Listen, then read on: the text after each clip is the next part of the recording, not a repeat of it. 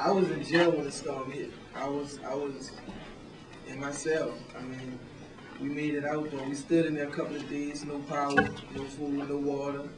You know, by the time they did come in there, because they left us ever since the storm hit. The last time we saw the devils was the night the storm hit. I mean, the next morning we woke up, the doors was powered for ourselves, but we didn't see no devils after that.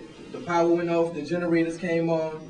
The generators last about 12 hours. After that, we saw no more guards, no more food, nothing. We was just in there. And when they did come back, they came back, point guns at our head, threatening us to do us any harm, and we tried to run anything. They left us on the roof of the jail for one night, the last night before they came to guide us, because I think that was Monday the storm hit. I really don't have track of the days. I just know I was in there. I remember Sunday night, they telling us the storm gonna hit. We was watching the news, and the deputies told us go in our cells. And we told the deputy if the power go off, we're gonna be stuck in our cells. But they still put us in the cell anyway.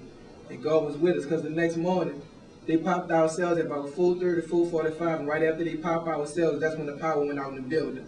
So we was lucky, you know what I'm saying? They still had some other dudes that was trapped in the cell where I was. We took the pipe from the shower, and we bust through the bricks to get them dudes out the cell. One of them was in there talking about he couldn't breathe, he was gonna faint or whatever.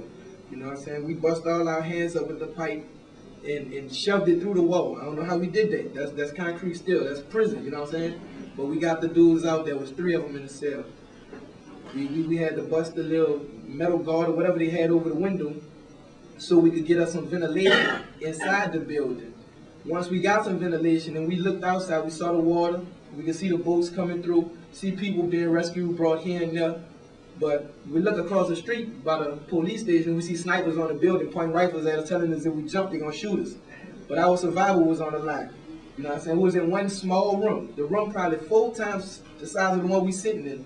We had nearly 80 people in there, and they telling us if we jump, they're going to shoot us. Nobody jumped, you know what I'm saying? That was the first time I seen all them dudes in that room get together.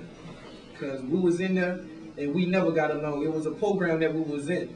And when we didn't get along, we got in trouble in the program. When that storm hit, I saw those dudes come together and I saw them pray. You know what I'm saying? I don't see none of them in the drum. I wish somebody was here.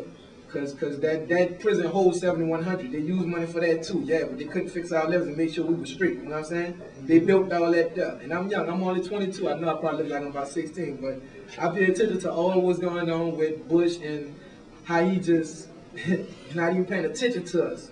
That's what he's doing. I watched the State of the Union the other night. I paid attention to him, and they're passing us up.